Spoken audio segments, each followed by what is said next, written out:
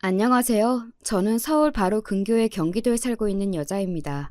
어렸을 때 제가 몸에 열이 많아서 자꾸만 자다가 이불을 다 걷어버리고 발로 뻥뻥 차고 그랬거든요. 그럴 때면 꼭 엄마가 이불을 끌어와서 저에게 다시 덮어주셨어요.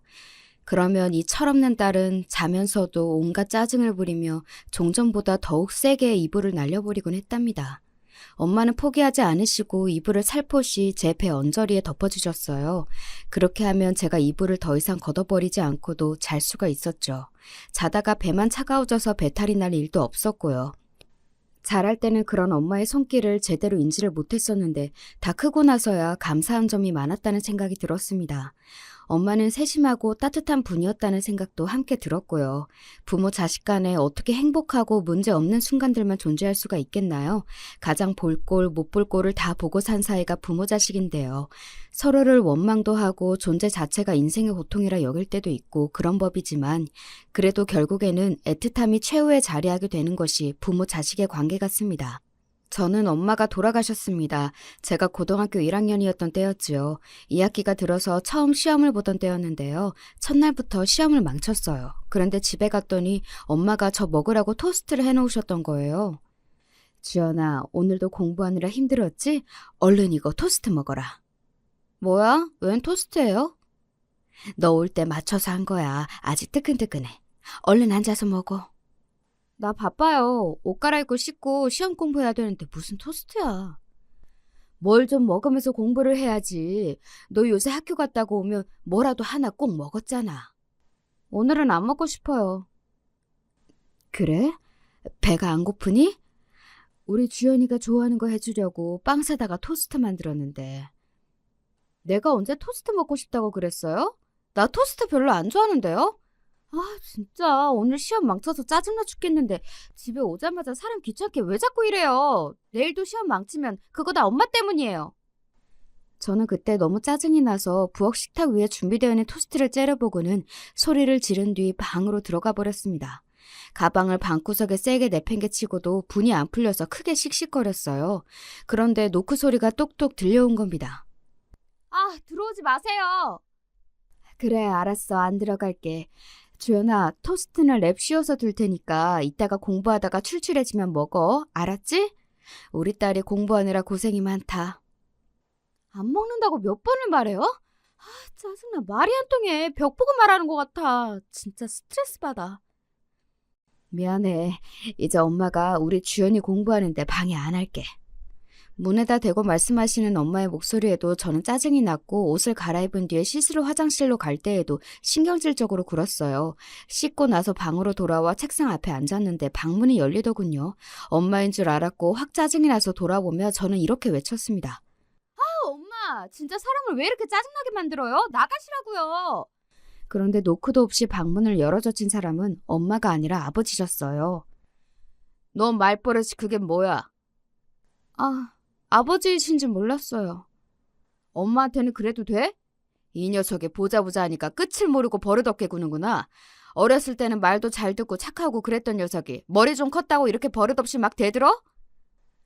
어렸을 때는 뭣도 모르고 그냥 어리니까 그랬던 거고요. 아무튼 알겠어요. 죄송해요.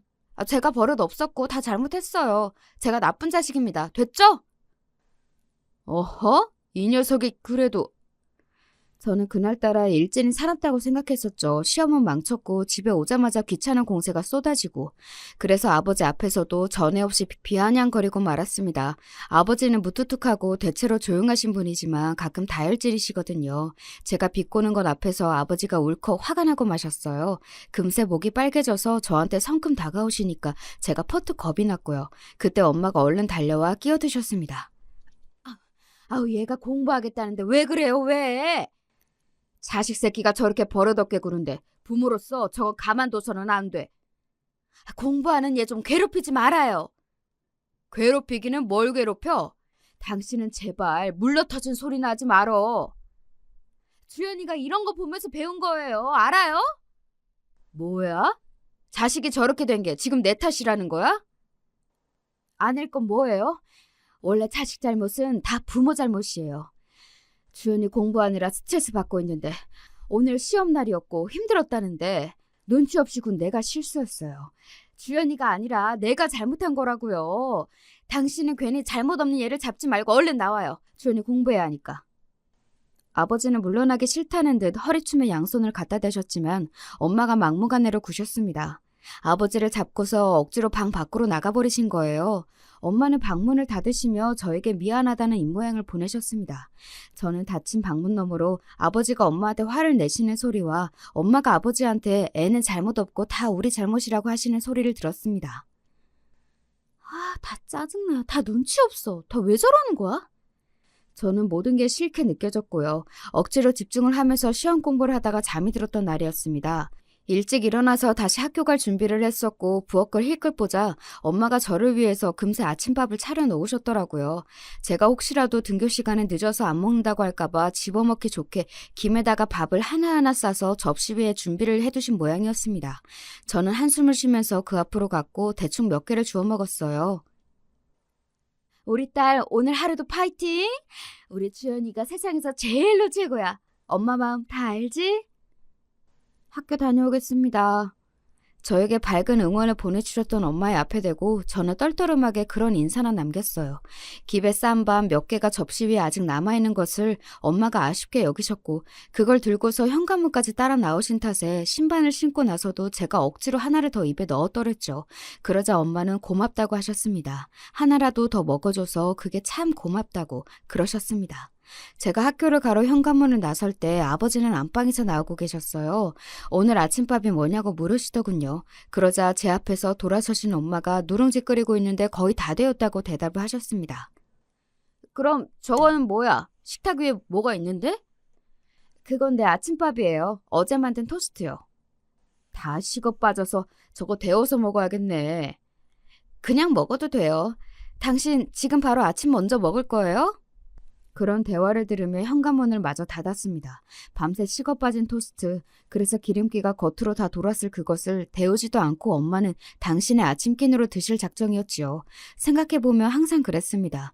식사를 차린 다음에 남은 것, 그것이 엄마의 몫이 되었습니다. 남은 반찬을 해결해야 했다면 밥에 물을 대충 말아서 반찬들을 열심히 드셨습니다. 아버지와 저에게는 갓 지은 따뜻한 밥이 항상 내밀어졌지만 엄마는 종종 냉장고를 차지하고 있던 찬밥을 해결하시느라 갓 지은 밥을 드시지 못할 때가 있었습니다. 등교를 하는 동안에도 시험에 나올 것 같은 영어 단어를 외우고 있던 제가 문득 이런 생각을 했었죠.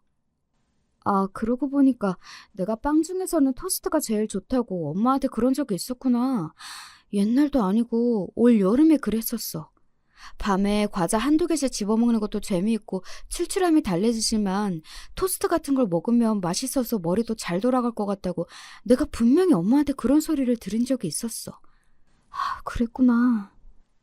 토스트와 영어 철자가 비슷한 어떤 단어를 보며 그런 사실이 떠올라 버려서 저는 엄마에게 죄송해졌습니다. 입시 때문에 예민해졌다는 걸 핑계로 공부 좀 하고 있다는 게 무슨 대단한 별실이라도 된 것 마냥 언제부터인가 엄마한테 아무렇게나 짜증을 다 내고 있었던 듯 싶더라고요. 중학교를 입학하던 무렵까지는 엄마하고 제잘제잘 떠들면서 이런 이야기 저런 이야기 별별 대화를 다 나누었던 저였는데 말입니다.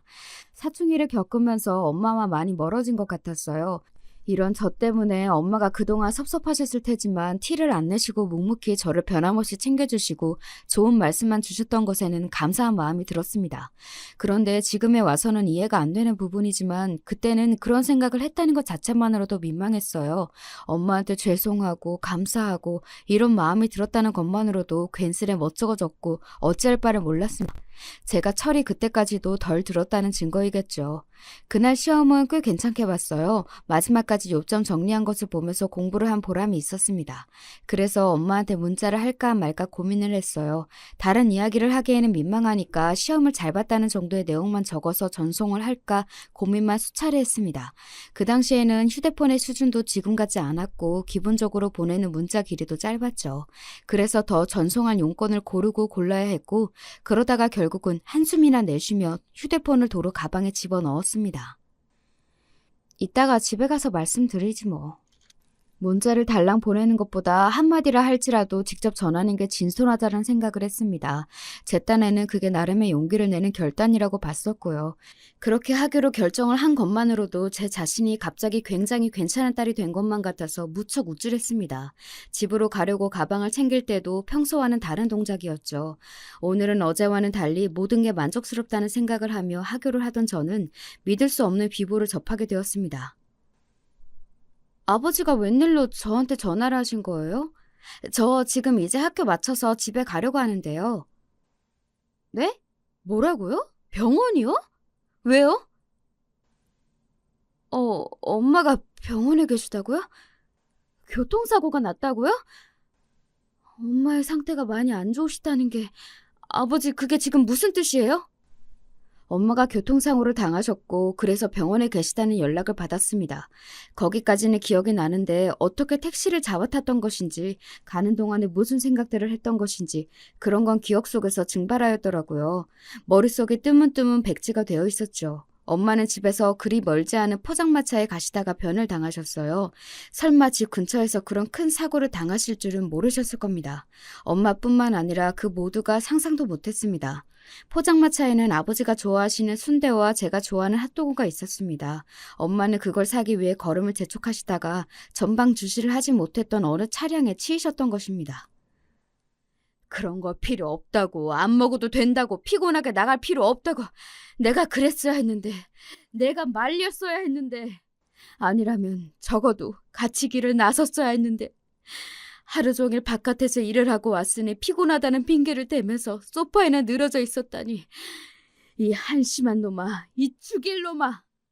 아버지는 스스로를 탓하고 계셨습니다. 스스로를 한심한 놈, 죽일 놈이라고 부르시며 당신의 가슴을 치고 계시는 모습이 마치 거짓말 같았습니다. 아버지가 저런 모습을 보이실 리가 없다고, 그러니까 지금 이건 꿈일 거라고 병원에 도착한 저는 그리 생각하고만 싶었습니다. 엄마, 저 오늘은 시험을 잘 봤어요. 어제보다 훨씬 더 잘 봤어요. 엄마한테 자랑하고 싶은데. 아니, 그 이전에 엄마한테 죄송하다고, 마음에도 없는 날카로운 말을 뱉고 자꾸만 짜증을 부려서 죄송하다고 그런 말씀을 꼭 드리고 싶은데. 엄마, 어디 가시는 건 아니죠? 저 시험 결과 나오면 그거 보셔야죠. 다시 예전처럼 저하고 같이 식탁에 마주보고 앉아서 이런저런 이야기도 나누고 맛있는 것도 먹고 그러셔야 하는 거잖아요. 불가항력적으로 눈물이 줄줄 흘러내렸습니다. 앞으로 영영 시험을 못 봐도 되니까, 아예 대학 같은 거 안 가도 되니까 제발 우리 엄마만 살려달라고 믿지도 않는 신을 향해서 빌고 또 빌었습니다. 그러나 친인척들이 소식을 듣고 병원으로 달려왔던 자정이 다 되어가던 그 시간 무렵에 엄마는 생을 마치고 안식에 드셨습니다. 외할머니께서 울부짖다가 쓰러지는 모습, 그리고 아버지가 벽에 이마를 박으신 채 크게 오열하시는 모습을 보던 저도 바닥에 스스로 주저앉아서 그냥 생각하기를 멈추고 말았어요. 정신을 놔버렸던 것이죠.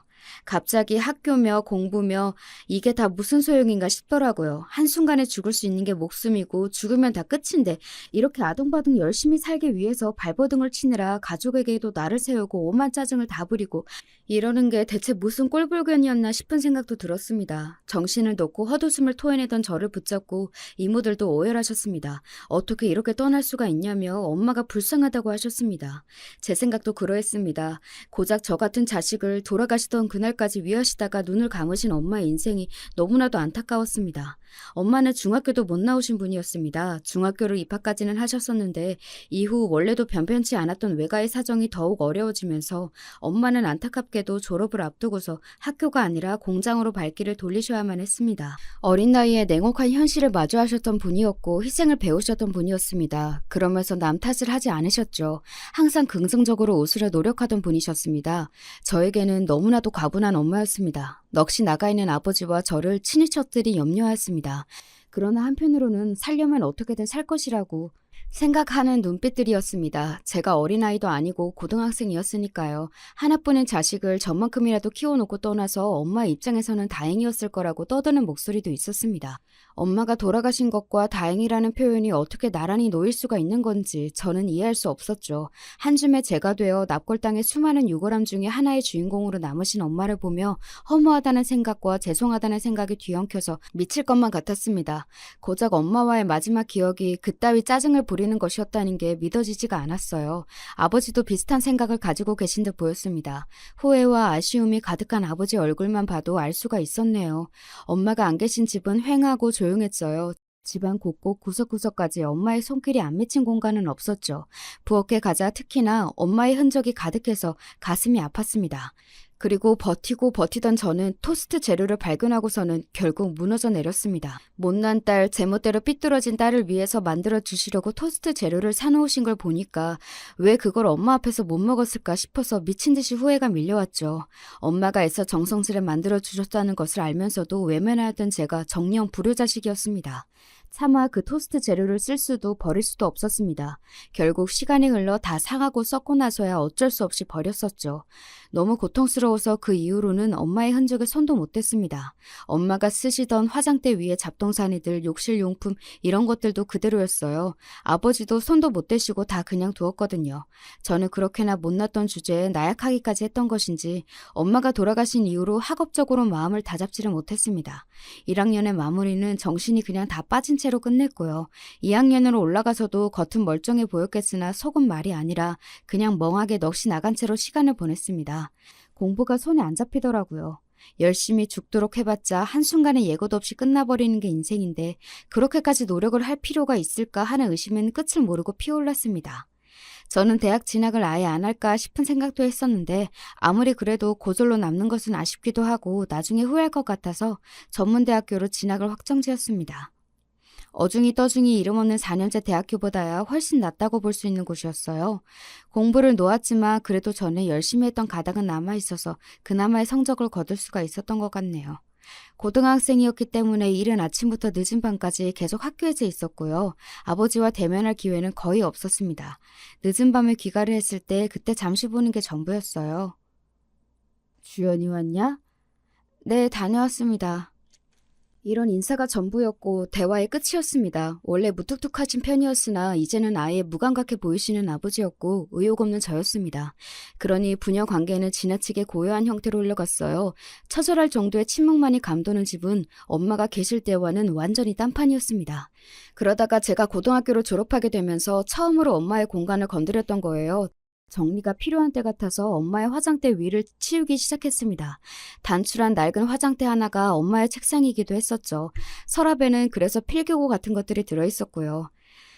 차라리 돌아가시더라도 내가 어느 정도 나이를 먹은 다음에 그때 가시지. 그러면 내가 효도를 해드렸을 텐데. 내가 직접 번 돈으로 백화점에서 파는 비싼 화장품도 세트로 사드렸을 텐데 그런 거 하나 못 받아보시고 떠나셨어. 밀려오는 안타까움과 답답함 그리고 후회로 서랍 속의 공책들을 모아서 정리하던 저의 손길이 멈췄습니다. 엄마가 포스트잇 위에 메모를 몇 가지 이어서 해놓으신 게 보인 거예요. 저를 위해서 토스트를 만드신 다음 그 위에 케첩으로 글씨를 쓰실 계획이셨나 보더라고요. 케첩으로 무슨 말을 쓰면 좋을까? 이렇게 적어놓고서는 국리를 이어가신 흔적이 보였습니다. 웃으면 복이 와요. 명랑한 우리 딸 주연아 웃자. 우리 딸 최고. 엄마가 국리하셨던 아이디어들이 메모가 되어 있었습니다. 에이, 엄마, 이런 글자들을 토스트 위에 어떻게 다 적어요? 하여간 안 되시니까 그냥 아무것도 안 적고 준비를 하셨던 거죠? 웃음이 나면서 눈물이 함께 나더군요. 그리고 엄마가 돌아가신 이후 처음으로 어딘가 따뜻한 기분이 들었습니다. 이유는 모르겠지만 묘하게 가슴 한구석이 따스한 느낌으로 간질거리더군요. 엄마의 메모를 아버지에게도 보여드렸어요. 그러자 눈물 젖은 눈으로 씩 웃으시더니 고개를 끄덕이며 그 포스트잇 몇 장을 보고 또 보셨습니다. 그게 자그마한 계기가 되었어요.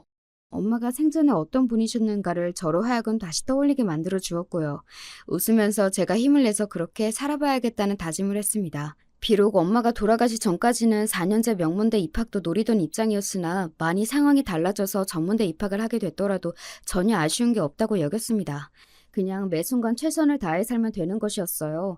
그럼에도 내일 당장 죽으면 아쉬운 게 많겠지만 그 아쉬운 부분이 최소한일 수 있도록 그런 자세로 살면 하늘에서 엄마도 보시고 기뻐하실 거라는 확신이 들었습니다. 밝고 명랑하게 아주 씩씩하게 어렸을 적에 마냥 해맑은 모습으로 부모님의 손을 잡고 신이 나서 웃어댔던 그런 시절의 저처럼 일부러 환하게 웃으면서 대학 생활을 시작했습니다. 엄마가 그러셨으니까요. 웃으면 복이 온다고요. 계속 습관적으로 웃다 보니까 어느새 저는 가만히 있어도 얼굴에 약간의 웃음기가 도는 사람이 되었어요. 대단한 효과였죠. 제가 24살 전문대를 졸업하고 취업을 해서 이제 좀 자리를 잡으려던 참에 아버지가 병에 걸리셨습니다. 폐암 판정을 받았는데요. 그래도 빨리 발견한 거라고 병원에서는 천운이라고 하였습니다. 검사를 받지 않았다면 전혀 눈치채지 못했을 거예요. 아버지가 그 시기에 검사를 받으신 이유가 따로 있었습니다. 엄마가 돌아가시고 나서 외할머니께서는 건강이 많이 상하셨는데요. 그래서 이제는 정신도 오락가락하신 상태였습니다. 그러던 때에 외할머니께서 웬일로 꿈에 엄마를 보셨던 거예요. 그런데 멀찍이 있는 엄마를 가린 연기 때문에 쉬이 다가가실 수가 없었다고 합니다. 외할머니께서는 간절한 마음으로 연기 속으로 뛰어들어 기침을 하시면서도 엄마에게 다가가셨고요. 마침내 거리가 다 좁혀져서 외할머니의 뻗은 손끝에 엄마의 팔이 딱 만져졌습니다. 그리고 엄마가 그 손길에 돌아보셨는데 그 순간 외할머니께서 깜짝 놀라신 나머지 바로 꿈에서 깨어나셨대요. 엄마인 줄로만 아셨는데 딱 돌아본 그 모습이 저희 아버지였던 것입니다. 너무 기이하고 이상한 꿈이라고 여기셨죠. 그래서 저희 아버지한테 연락을 했으면 좋겠다고 이모한테 뜻을 전하셨던 것입니다. 그 꿈 이야기를 전달받으신 아버지는 속으로 찜찜해하고 계시던 중이었고 제가 올해는 꼭 건강검진을 받으시라고 비용을 다 대드릴 테니까 제발 시간을 내서 싹 다 검사를 받으시라고 말씀을 드렸을 때 원래 아버지 같았으면 한숨과 함께 거절을 하셨겠지만 찜찜한 구석을 못 이기셔서 그럼 그럴까? 이런 대답을 꺼내셨던 거예요. 그랬는데 검사 결과가 묘하게 나와서 정밀 검사를 거치고 기다려봤더니 폐암으로 나왔던 것입니다. 깜짝 놀랄 수밖에 없었죠. 제가 성인이 된 이후로 아버지는 담배를 거의 안 피우셨습니다. 하지만 엄마가 돌아가시고 나서 많이 피우셨던 담배를 완전히 끊기는 힘들어하셔서 그렇게까지 못하셨고요. 술도 종종 드셨어요. 그런 것 때문에 폐암이 걸리셨던 것인가 하는 추측만 해볼 뿐이었습니다. 아버지, 혹시라도 돌아가시면 안 돼요. 아버지까지 가시면 저는 혼자예요. 아시죠? 네? 주연아, 너 하나만 딸랑 외동으로 낳아놔서 이제 와서 하는 소리다만 정말 미안하다. 네가 형제도 없이 외로웠지? 아버지의 감성적인 모습을 보자 낯설어서 이러다가 돌아가시는 거 아닐까 싶어서 제가 덜컥 겁부터 났던 것 같습니다. 그래서 직장 생활이고 뭐고 뒤로 한 채 아버지의 곁에 있어드렸네요. 다행히 치료 잘 받으셨고요. 의욕적으로 아버지는 삶의 끈을 붙잡으셨습니다. 시간이 흘러 정기검진을 다녀오신 날 병원에서 아주 좋다는 소견이 있었고 아버지의 발걸음이 유독 가벼웠던 그날에 외할머니께서 돌아가셨습니다. 편찮으시긴 했어도 갑자기 돌아가실 거라고는 모두가 예상을 못했기에 놀랐으나 고통 없이 편안한 모습으로 가신 것에는 다들 안도의 눈물을 훔쳤습니다. 다시 한번 삶과 죽음에 대해 생각을 해보게 되었습니다. 아버지는 저에게 결혼을 하면 좋겠다고 하셨어요. 제가 연애하는 게 보수적이라고 하셨죠. 보통 딸이 있으면 집에서 단속을 들어가지 않아요? 제발 연애 좀 보수적으로 하라고 그럴 텐데요. 그건 나이가 너무 어리며 그럴 수 있지만 주연이 너는 이제 결혼을 생각해야 되는 나이야. 얼른 네 짝을 만나서 너도 네 가정을 꾸려야지. 저는 아버지가 왜 무슨 의미로 그러시는지 알 것만 같았습니다. 저도 이제는 제 인생의 남은 부분을 심도 깊게 계획을 가지고 그림을 그려나갈 때가 된 상태였지요. 건강관리를 위해 그리고 일찍 터를 잡아 놓으시려고 아버지는 귀농을 하셨습니다. 아버지의 고향 근처이기도 했고요. 소박하게 텃밭이나 가꾸며 그리고 소일거리를 받아서 생활을 하시는 것에 뜻이 있으셨죠. 이제 저만 제 앞길을 잘 꾸려나가면 될 일이었습니다. 저는 밝은 남자를 만나고 싶었습니다. 제가 씩씩하게 굴면 그 장단을 맞춰줄 수 있는 사람 말입니다. 상대가 밝고 활발해야 제가 기운도 받고 그걸 따라가려다 보면 저도 점점 더 그런 사람이 될 것만 같았죠. 이런 생각으로 만나서 결혼까지 갔던 남자가 바로 제 남편이었던 건데요. 하나를 보면 열을 안다고 하죠.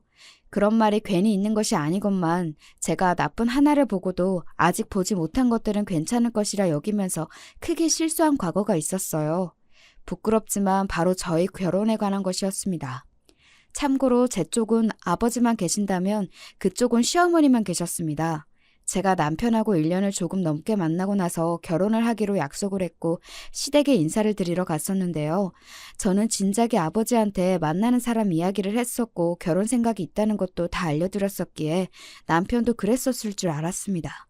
그런데 시댁에 방문하기 딱 이틀 전에 남편이 말을 했었다네요. 심지어 시댁에 가기로 한 건 대략 일주일 전에 정해진 일정이었는데 말입니다. 시어머니 입장에서는 난데없이 당신의 아들이 결혼을 하고 싶다면서 말을 하더니 며느리가 될지도 모르는 아들의 여자친구가 이틀 후에 인사를 드리러 오겠다는 통보를 받게 되셨던 거예요. 그게 통보가 아니면 뭘까 싶고요. 아니 어쩐지 시어머니의 표정이 떨떠름해 보이면서도 갑작스럽게 벌어진 이런 상황에 즐거운 듯 신이 나 보이면서도 왠지 피곤해 보이면서도 되게 복합적인 기운이 느껴지더라고요. 내가 진작에 알았으면 좋았을 텐데 말이에요. 꼴랑 이틀 전에 이 사실을 알게 돼서 내가 얼마나 당황스럽던지. 이틀이요? 그럼 그 전에는 제 이야기를 못 들으셨나요? 저는 오빠가 어머니께 말씀을 여러 번 드린 줄로만 알았는데요. 아휴, 나는 우리 수용이가 전에 사귀던 여자친구하고 헤어진 줄로만 그렇게 알았던 거지.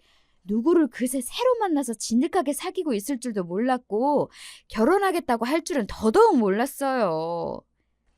남편하고 분명히 제가 연애를 하면서 집안 이야기도 했었단 말이죠. 남편이 자기 입으로 시어머니께 제 이야기를 전해드렸다고 말을 한 적도 있었고요. 그래서 저는 당연히 시어머니께서 제 존재를 아시는 줄로만 알았습니다.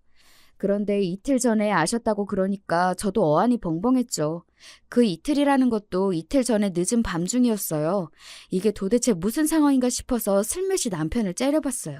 그랬더니 남편이 머쓱하게 웃더군요. 내가 착각했었나 봐. 엄마한테 다 말씀을 드렸다고. 난 그렇게만 생각했지. 그런데 아니었네. 대체 뭐 하자는 건가 싶어서 저는 어리둥절해 있었는데 거기서 시어머니께서는 갑자기 환히 웃으시며 남편의 편을 들어주시더군요. 아이, 그럴 수도 있지. 우리 아들 괜찮아. 아예 말씀을 안 드린 건 아니잖아요. 그쵸? 그럼 당연하지. 늦게라도 말했으면 그러면 된 거야. 확실한 건 제가 쉬이 적응하기 어려운 분위기였다는 것입니다. 시어머니께서 밥을 차리셨다고 하기에 감사한 마음으로 밥상 앞에 앉았을 때도 어리둥절한 기분이 가시지 않고 있었는데요. 그래도 시어머니께서 먼저 이런저런 말씀을 많이 건네주신 덕분에 제가 멍하니 정신을 놓고 헤매지는 않았습니다. 차린 건 없지만 많이 들어요. 아이고, 아니에요. 정말 음식이 많은걸요? 제가 평소에 못 먹어본 반찬들도 잔뜩 있어서 하나같이 전부 맛있어 보여요. 그렇게 말을 해주니까 내가 고맙네요. 볼따시나 팔뚱어리 그리고 팔모가지 이런 데를 보니까 밥은 잘 먹을 것 같네요. 네? 아니, 내 말은 복스럽게 식사를 잘하게 생겼다고요. 차린 입장에서는 아주 고맙지, 보람있게. 혼자 뭐가 그렇게 신이 나신 건지 밥상 위에 대고서 오호호호 웃으시는 시어머니의 모습이 참 유쾌해 보이긴 했습니다. 제가 남편이 밝고 사람의 기운이 명랑해서 좋았던 건데요. 모친께서도 그러시다는 말에 기대를 많이 했었고 마음에 들었었는데 실제로 마주하니까 마냥 좋지만은 않았습니다. 유쾌하신 성격은 맞았죠. 하지만 아들이 데려온 예비 며느리 앞에서 난데없이 그런 발언을 하실 건 아니었다고 봅니다. 그것도 그냥 볼, 팔, 팔목 이런 게 말씀을 하신 것도 아니었고요. 볼따시라니. 제가 남들보다 얼굴에 살이 많은 편이라서 20대까지는 볼이 좀 통통했거든요. 30대 들어서고 나서야 볼에서 살이 좀 빠져나갔고요. 연애할 때 남편은 제 볼이 귀엽다면서 종종 꼬집기도 했었습니다. 저는 남편이 그럴 때마다 얼굴에 바른 선크림, 화장이 망가지는 것 같아서 그런 행동이 싫었지만 그래도 저를 좋아하는 마음에서 자꾸 그러는 거라고 합리화를 했었는데 시어머니한테서 볼따시라는 소리를 듣자마자 놀랍도록 제 마음속에서 그간 남편이 보였던 행동들도 나쁘게 생각이 되었습니다. 분명히 볼 꼬집는 거 싫다고 하지 말라고 계속 말을 했었습니다만 남편은 그걸 싹 다 무시하고 싫으면 어쩔 거야, 으이그 이러면서 제 볼을 꼬집었었다는 점만 강하게 부각이 되더군요. 제가 그때 마른 몸매는 아니었으나 뚱뚱하지는 않았고 솔직히 통통하다고 보기에도 어려웠건만 팔뚱어리, 팔모가지 이런 지적은 왜 하셨던 걸까요? 그래도 제가 남편의 외향적인 성격에 이끌렸던 만큼 시어머니께서 우중충하신 분인 것보다는 밝고 활달하신 쪽인 게 낫다고 여겼습니다. 엄마가 돌아가시고 나서 아버지와 단둘이 되었을 때 얼마나 막막하고도 삭막했었는지, 그때의 분위기가 아직 고스란히 기억나는 저는 모녀 관계도 아니고 모자 관계인데 밝고 친하게 지내는 시어머니와 남편의 모습이 솔직히 한편으로는 부럽다는 생각도 들었습니다. 그래서 시어머니와 제가 성격이 잘 안 맞는 것 같거나 말거나 그런 거에 너무 연연하지 않으려고 의식을 하면서 남편과 결혼 준비에 들어갔었죠. 대단할 준비할 것도 없었어요. 그냥 계산기나 잘 두드리고 날짜나 조율 잘하고 그러면 되는 일이었습니다. 저도 남편도 각각 부친과 모친만 모시면 되는 일이니 상견례도 아주 간단히 평화롭게 잘 끝났고요. 신혼집을 일단 월세로 들어가기로 최종 결정이 나서 위치 좋고 저렴한 가격에 계약을 미리 해둔 만큼 결혼식 날짜도 빨리 잡게 되었습니다. 여기까지 아주 빠르게 진행이 다 되었어요. 그래서 결혼식을 얼마 앞두지 않았을 때 아버지가 저한테 막상 시집 보내려니까 섭섭하기도 하고 실감이 나지 않는다고 하셨습니다. 저도 비슷한 기분이었죠. 하늘에서 엄마가 부디 잘 지켜봐 주기를 바라는 것 또한 아버지와 제가 비슷하게 품고 있던 바람이었을 것입니다. 그런데 시어머니께서 말이죠. 정말 하늘을 보면 열을 안다고 결혼식만 바로 코앞에 뒀고 모든 게 결정 다 났고 끝난 일이건만 굳이 쓸데없는 소리를 얹으시더군요. 호래비 집안이라서 그거 하나가 두고두고 아쉬워. 그게 무슨 말씀이세요? 호래비 집안이라니. 설마 지금 저희 아버지 말씀하시는 거예요? 저한테 아버지만 달랑이 있어서 그게 아쉬우시다고요? 왜 아니겠니? 아쉬우신 건 어머님 자유이니까 이해는 하는데요. 근데 어쩔 수 없이 아버지가 혼자이신 부분이니까 어머님이 그렇게 말씀하시는 게 제 입장에서는 조금 서운하고 그러네요. 너도 이 다음에 아들 낳고 장가 보내봐라. 아쉬운 내 마음이 뭔지 알게 될 테니까. 아유, 멀쩡한 처가를 안겨줘도 우리 아들이 아까울 판에 호래비 집안이라니. 그러시는 어머님도 혼자이시잖아요. 그러면 저는 호래미 집안에 시집 가는 건가요?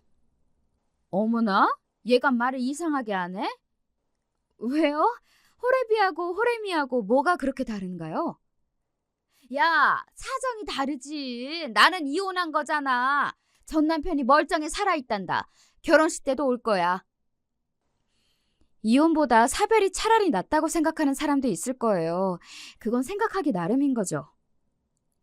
아니, 얘는 무슨 말에 이렇게 따박따박. 이래서 나는 여자 나이가 많으면 안 된다고 생각해. 네가 나이가 좀 많은 편이긴 하지. 어려서 순수한 맛은 다 빠진 지 오래인 게 뭐여. 오빠는 저보다 한 살 더 많은데요. 그럼 어머님 아들은 순수한 맛이 다 빠지다 못해 타락한 나이인가요?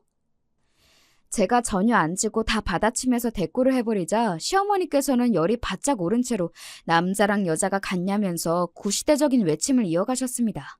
제가 고분고분하게 엎드려 드릴 수도 있었죠. 하지만 이상하리만치 그러고 싶지가 않았어요. 그리고 이때의 제 태도 때문인지 시어머니께서는 저를 몹시 안 좋게 보셨어요. 결혼하고 나서 사사건건 간섭을 하려고 드셨습니다. 너는 기본적으로 부엌을 쓰는 방법도 모르는구나. 집에서 이런 거 안 배웠니? 하긴 호래비 집안이니까 뭘 배울 수도 없었겠구나. 그러니 예의도 부족하겠지. 이런 식으로 시비를 거실 때도 있었고요. 너무 스트레스 받아서 남편한테 중간 역할을 잘하라고 제가 몇 번 당부했습니다. 그런데 처음에는 몰랐으나 점점 지켜보니까 남편은 제 앞에서는 시어머니께 하나뿐인 며느리한테 왜 그러시냐면서 항의하는 투를 잘 냈으나 제가 안 보는 뒤에서는 시어머니께 엄마가 너른 마음으로 이해하시라 부족한 며느리 안겨드려서 죄송하다 이런 식으로 말을 했습니다. 제가 어쩌다 몰래 그러는 현장을 한번 포착했고 그 이후로는 신경을 쓰면서 살펴봤더니 항상 그러더라고요. 그리고 시어머니께서는 당신의 아들이 다 자라고도 남은 시커먼 남자가 아니라 아직 덜 자라서 계속 보살펴줘야 하는 어린애로 보셨습니다. 맨날 말끝마다 우리 아들 기죽지 마 이러시는데 겉도 모자라서 제가 언제 한 번은 남편의 엉덩이를 두드리시며 우쭈쭈 응원해 주시는 모습도 봤습니다. 내가 중간에서 잘 좀 해달라고 했는데 왜 점점 그거 안 지켜? 남편은 때때로 나 몰라라 하면서 제가 시어머니께 괜한 트집을 잡히게 냅뒀고요. 남편에게서 밝은 기운을 받으며 열심히 잘 살아보고 싶었는데 생각과는 다르게 흘러가는 결혼 생활에 저는 한숨이 계속 나왔습니다. 그러다가 남편은 언제부터인가 일이 바빠졌다고 하면서 걸핏하면 야근을 하였고요. 이게 무슨 결혼 생활인가 싶었습니다. 제가 그런 쪽으로 바보인 건지 둔한 건지 남편이 바람을 피울 줄은 몰랐어요. 상상도 못했기에 경계를 안 했고 그랬기 때문에 눈치를 못 챘어요. 그런데 어느 날 비밀번호가 풀려있던 상태의 남편 휴대폰을 제가 봤던 겁니다. 그래서 알았어요. 연락하는 여자가 생겼다는 사실을요. 결혼한 지 9개월 만의 일이었습니다. 남편에게 미친 듯이 화를 냈고 허무함이 밀려오더군요. 저는 인간적인 배신감이 들어서 아무것도 모르고 기만을 당한 제가 너무 멍청한 것 같아서 이게 너무나 힘이 들었습니다. 앞으로 어떻게 해야 하나 싶었어요. 남편은 제 눈치를 보면서 뭐 마려운 개마냥 어쩔 줄 모르는 모습으로 지내고 있었고요. 그러던데 시어머니께서 나셨던 것입니다. 이혼을 하라고 저한테 그러셨어요. 이혼이라뇨? 왜요? 왜기는 왜야. 우리 아들이 바람을 피웠잖아. 어머님도 알고 계셨어요? 몰랐다가 엊그제 우리 아들이 말해줘서 알았지. 바람 피우다가 너한테 걸려서 무서워 죽겠다고 하더구나. 네, 그러셨군요. 근데 어머님이 내리신 결론이 이혼인가요? 오빠는 저한테 아무 말도 안 하던데요? 우리 수용이가 보통 마음이 여린 녀석이 아니야. 너한테 먼저 말을 못하길래 내가 나섰다. 상상한 적도 없는 바람이라니 너무 충격받았고 실망했어요. 신뢰 회복이 안 될 것 같고요. 그런데 이혼 통보를 제가 듣는 입장이 되다니 이건 너무 당황스러운데요. 이혼할 마음의 준비도 저는 안 됐어요. 준비는 뭔 놈의 준비? 너는 자존심도 없니? 남자가 바람이 그 정도로 났으면 이미 마음이 떴다는 거잖아. 잠깐만요. 어머님이 왜 그렇게 적극적으로 이혼을 원하시는 거예요? 오빠가 바람난 상대가 어머님 마음에 쏙 들기라도 했나요? 그건 네가 왜 물어보니? 어머님 마음에 쏙 든 사람이라고 하면 제가 더럽고 치사해서라도 물러날 생각이 들 것 같아서요. 당연히 거짓말이었고 그저 미끼를 던진 것이었죠. 그런데 시어머니께서 앞뒤 안 가리고 그 미끼를 덥석 무시더군요. 그래, 마음에 든다. 하나부터 10까지 너랑 정반대라서 아주 마음에 들어. 대학도 명문대 나왔지. 양친 살아계시지. 삼남매라서 형제 사이도 오붓해 보이지. 팔다리도 탤런트처럼 늘씬하지. 게다가 집안 재산이 100억대라나? 성격은 얌전하고 조신해서 목소리도 부드럽고 나이도 너보다 1살 어리더만 온통 마음에 쏙 드는 것들 뿐이야. 나도 너 갖다 치우고 이렇게 잘난 며느리 한번 맞아보자. 너무 기가 막히면 웃음이 나온다는 소리가 있던데 그게 맞더라고요. 제가 하도 기가 막혀서 웃음이 막 나왔어요. 그랬더니 지금 웃는 거냐고 하시면서 시어머니께서는 약이 오르신 얼굴로 저보고 당장 이혼 도장 찍으라고 하셨습니다. 제가 간단히 한마디 해드렸죠. 싫습니다. 원하는 대로 해드리기 싫었습니다. 바람난 주제에 왜 그렇게 당당한지 어이가 없을 따름이었고요. 비겁한 남편은 시어머니 뒤에 숨었습니다. 시어머니께서 제 짐을 다 빼서 트럭에 실어다가 그걸 친정집으로 보내버리셨을 때도 남편은 자기는 가담 안 한 척, 이혼하기 싫은데 억지로 떠밀려서 하는 척 이렇게 굴었을 뿐이었죠. 이제 보니까 남편은 성격이 밝은 게 아니라 뇌가 없어서 언행이 가벼운 거였더라고요. 제 짐이 몽땅 옮겨진 것에 저는 분노했고 시어머니께서는 더 험한 꼴 보고 싶지 않으면 이혼 도장을 얼른 찍는 게 나을 거라며 저를 조롱하셨습니다. 갑자기 제 짐이 도착을 하였으니 당황하신 아버지한테 가서 제가 설명을 해야 했어요. 그간 제가 결혼 생활을 잘하는 줄로만 아셨던 아버지가 깜짝 놀라셨고 저는 면목이 없었습니다. 놀라움, 그 다음으로는 격렬한 분노, 이런 걸 느끼시던 아버지가 냉정을 되찾으셨어요. 그리고 저에게 의문점이 있다고 하셨죠. 얘기를 들으면 들을수록 그놈이 그 정도로 잘난 집안의 여자를 만난다는 게 안 믿어지는데? 게다가 그 상대 여자가 성격이 참하기까지 했다고? 모든 게 완벽한 여자가 그런 놈을 만나? 그러게요. 배신을 당했다는 거에 제가 정신에 팔려서 놓친 부분인데 그렇게 대단한 여자하고 바람이 났고 저를 버리고 나서 그 여자하고 결혼할 수 있을 거라고 확신을 하고 있다니 제가 골라서 결혼한 남편이지만 똑똑하진 않아요. 알면 알수록 가볍죠. 그리고 마마보이예요. 자기 엄마가 하자는 대로 휩쓸려서 따랐을 가능성이 커요.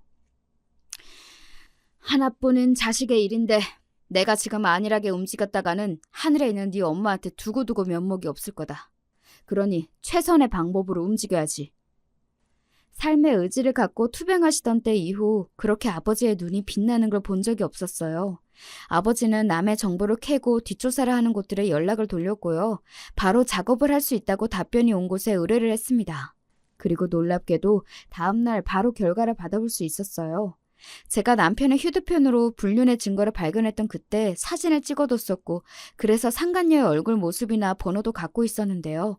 그걸 토대로 추적을 해봤더니 그 상간녀가 부잣집 딸과는 전혀 거리가 먼 인물인 게 드러난 겁니다. 자세한 건 더 파봐야 나오는 부분이지만 일단 그 상간녀가 절대로 시어머니와 남편이 착각한 그런 인물이 아니란 것을 확실했어요. 업체 사장님의 사견으로는 카드 빚을 내서 명품 쇼핑하는 걸 즐겨하는 여자 같다고 그러셨고요. 이제 거리낄 게 없었고 아버지와 머리를 맞대고 최종 결론을 내렸습니다. 그리고 시어머니께 연락을 드렸죠. 바람을 피운 쪽에서는 이혼을 하고 싶어도 하기 어려운 거 아시죠? 제가 이혼 안 해주면 모든 게 숲으로 돌아가는 건데요. 네가 진짜 자존심도 없구나. 마음 뜬 남자하고 살고 싶니? 아니요. 하지만 제가 받아야 할 건 받고 싶네요. 얼렁뚱땅 저한테 이혼 도장 얼른 받아내고 끝내고 싶으셨겠지만 저는 제가 많은 걸 챙길 수 있는 상황이라는 걸 이미 인지하고 있거든요. 그러니까 주세요, 돈. 내가 너 이럴 줄 알았어. 계산적으로 나올 줄 알고 초장에 혼을 쏙 빼놓으려고 짐도 다 보내버린 것인데 결국 이렇게 되는구나. 네, 맞아요. 제가 아주 계산적인 년이에요. 하지만 돈은 필요 없으니 같이 메말라 죽어보자면서 이혼 안 해주고 버티는 그런 비이성적인 년보다는 낫지 않을까요? 정말 한마디도 안 지는구나. 두고 봐라. 너 보내고 참하고 여리고 돈 많은 며느리 내가 새로 볼 테니까. 그러시려면 저를 하루빨리 이혼녀로 만들어주셔야겠죠? 아깝다 생각하지 마시고 돈 주세요. 시댁에 이렇다 할 재산이라는 게 어디 있겠나요? 신혼집으로 마련했던 보증금 1억 5천짜리 그 월세집을 포함해서 돈 나올 곳을 열심히 두드리는 수밖에 없었죠. 월세집만 하더라도 보증금을 나눠서 부담했었는데 전체 금액으로 제가 다 받았습니다. 그 외에 자잘한 것도 계산을 해서 제가 다 받았고요. 받을 거 받은 게 확인이 된 다음 이혼 도장을 찍어주었습니다. 내가 정말 미안하다. 왜 하필 내가 부잣집 여자의 눈에 들었을까? 마지막에 남편이 눈물을 훔치며 쇼를 했죠. 대놓고 나쁘게 구는 것보다도 차라리 못했습니다. 진짜로 미안하면 이제 두 번 다시 내 눈앞에 나타나지 말아줘. 저는 그렇게 말한 뒤 남편에게서 알겠다는 대답을 받고 헤어졌어요. 그리고 정신 나간 사기꾼 여자한테 제대로 속아서 농락을 당했다는 걸 전 남편과 전 시어머니가 알기까지는 대략 한 달 정도의 시간이 소요됐던 것 같네요. 부잣집이랑 연을 맺을 줄 알고서 있는 돈 저한테 다 털어주었던 바보 같으면서 동시에 못돼 처먹은 모자의 최후는 비참했답니다. 저는 이혼하고 나서 잠시 아버지와 여행을 좀 다녔어요. 엄마와의 추억이 담긴 곳들도 가보았고요. 그러면서 재충전의 시간을 가졌습니다. 일상으로 돌아와서는 다시 힘을 냈어요. 그 결과 토스트를 아주 잘 만드는 남자를 만나서 진정한 사랑의 감정을 느끼게 되었답니다.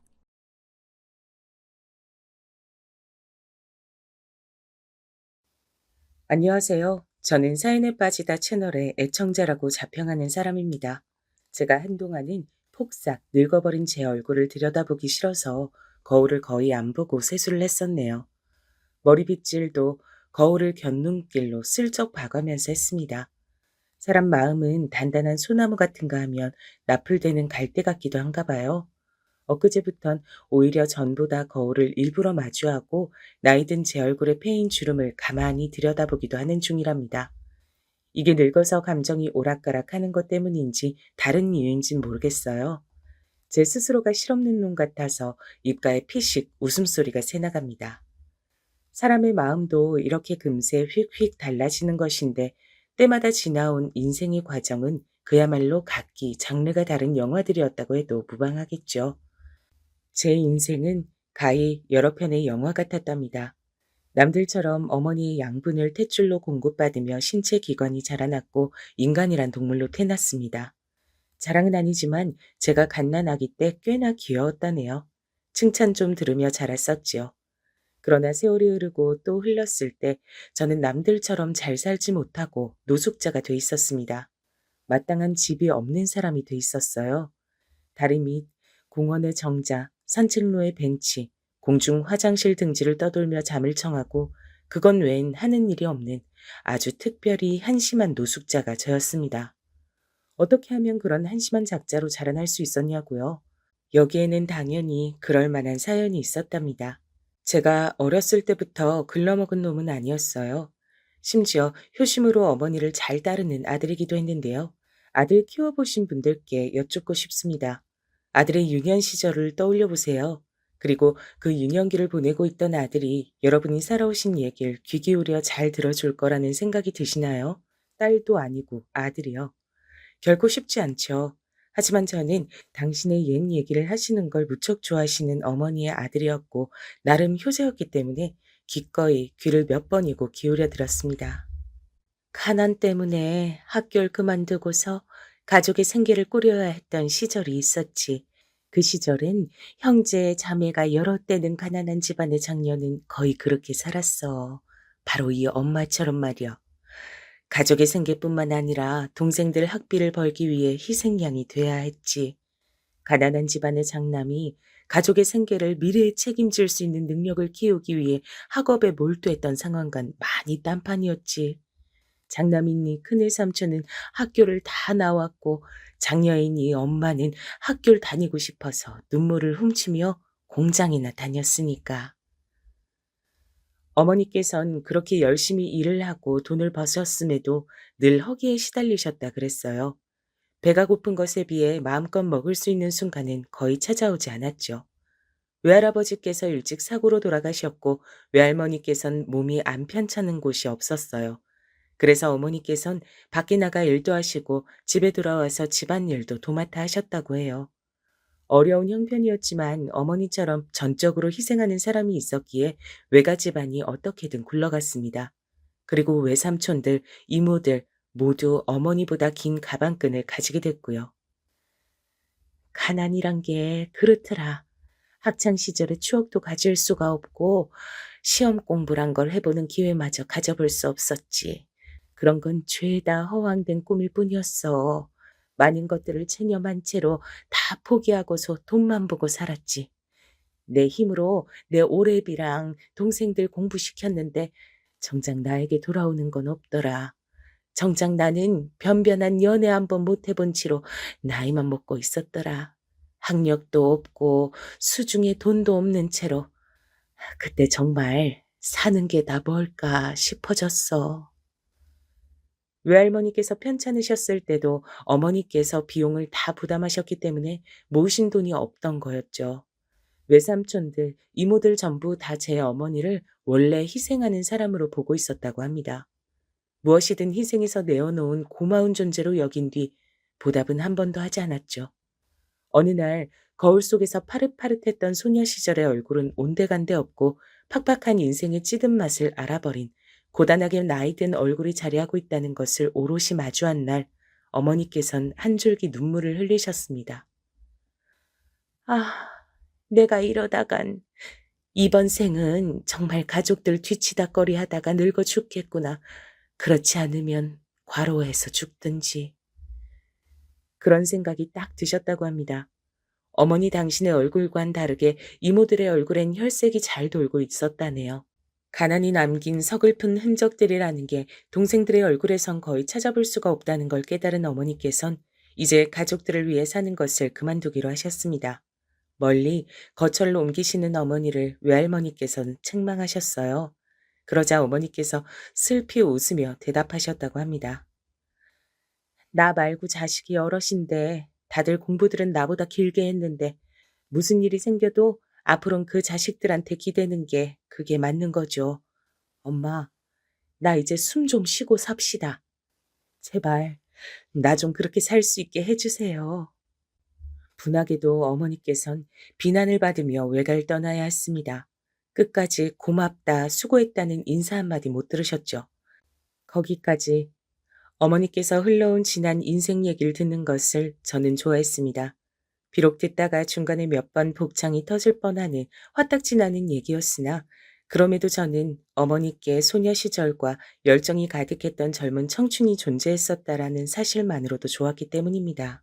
어머니께선 새로운 지역에 무작정 정착을 하신 이후 아버지를 만나셨습니다. 그리고 뱃속에 저를 생명이 생겨서 결혼을 하셨습니다. 제가 태어난 다음의 이야기는 제가 눈으로 보고 겪었기에 알고 있었죠. 제 밑으로 여동생이 태어났는데 건강이 원체 좋지 못해서 가족 모두가 고생이었습니다. 가까이 사는 친가는 차라리 없는 게 100번, 아니 1000번 나을 만큼 쓸모가 없다고 저는 생각을 해왔고요. 친할아버지께선 아직 학교도 들어가기 전이었던 어린 저의 얼굴에 대고 담배의 연기를 후 크게 불어대시던 분이었습니다. 허리가 굽은 친할머니께선 건강 상태가 나쁘시다는 것을 무기 삼아서 어머니께 심한 잔소리를 일삼는 분이셨고요. 1년에 3번 내지 4번 정도 뵀던 고모께선 자꾸만 옆에 새로운 얼굴의 남자를 끼고 나타나셨습니다. 향수 냄새 같은 걸 진하게 풍기셨던 분으로 기억을 해요. 나는 누나한테 빚진 거 단 한 개도 없으니까 제발 그 얼토당토 안 하는 개소리 좀 그만 짓거려. 꼭 빚진 게 있어야 되니? 그런 거 없어도 나한테 좀 베풀고 살면 어디가 덧나? 거지같이 사는 주제에 괜히 똥 품무기 잡고 지랄이야. 그 거지같이 사는 남동생한테 누난 왜 자꾸 빌붙으려는 건데? 본인이나 돌아봐. 그리고 아버지와 만났다 하면 서로 으르렁대기 일쑤였습니다. 어렸기 때문에 전말은 정확히 몰랐으나 고모께서 항상 도가 지나치는 요구를 뻔뻔하게 해대셨으며 그것 때문에 아버지께서 언제나 머리끝까지 화가 나셨다는 것만은 분명하게 알고 있었네요. 어린 제 눈으로 보아도 고모께선 참 말 많고 탈 많은 분이셨는데 기어이 언젠가 일을 치고 마시더군요. 친할아버지와 친할머니께서 사시던 집을 싹싹 뒤져서 그 없는 형편에서도 그나마 돈이 될 만한 기미가 보이는 것이라면 몽땅 다 챙기셨던 겁니다. 네, 명백히 도둑질이었죠.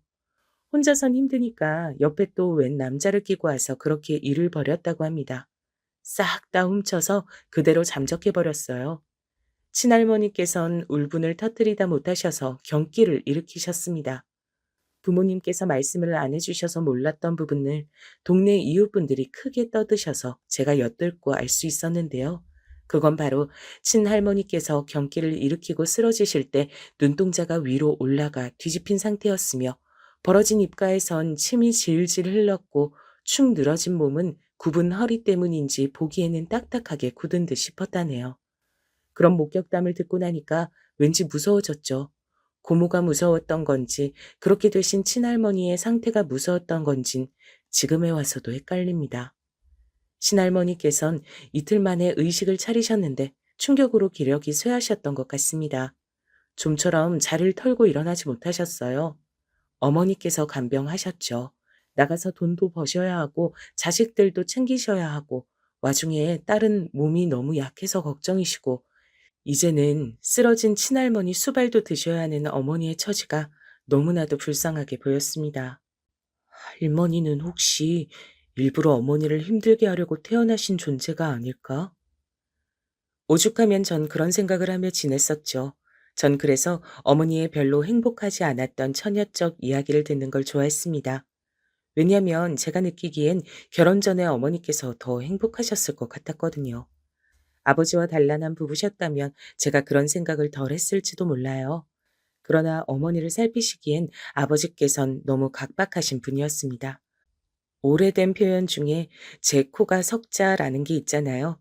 아버지 당신도 몸과 마음이 모두 허덕이고 계시는데 대체 누가 누구를 챙긴다는 말입니까? 타고난 성정이라든지 아량, 배포 이런 것들이 큼직큼직한 분이었다면 얘기가 달랐을 테지만요. 또다시 오래된 표현 하나를 가져와 보자면 콩 심은 데 콩 나고 팥 심은 데 팥 난다고 했습니다.